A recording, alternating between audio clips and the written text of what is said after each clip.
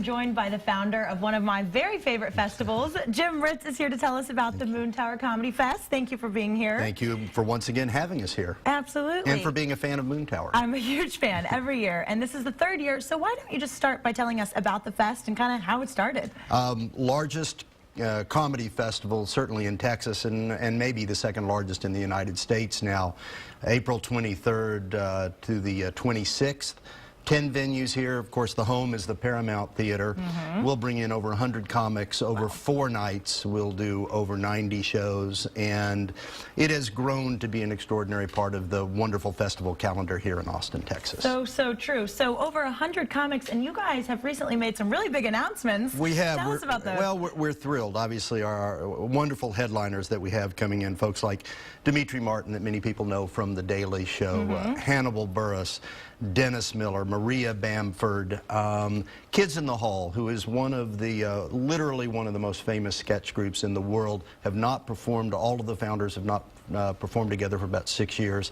They're here this year. We just Congrats to you guys. Well, we're thrilled. And also, we just announced that the great Fred Armisen and his special guest, Ian Rubbish and the Bizarros, will be playing, and that's great fun, of course, coming out of Saturday Night Live. And tell us about that special guest. It's kind of more interesting than maybe at times. Well, for those who may have noticed a similarity between Ian Rubbish and Fred Armisen, it's his alter ego, and to be able to watch both Ian and Fred on stage at the Paramount. And of course we have Mark Maron coming in, and JB Smoove, and so many others, plus all of our local comics. Austin does have a really awesome and established comedy scene. Very vibrant. Yes. Very vibrant. And many of our comedians who choose to live here have national reputations, and they're just being discovered here in town.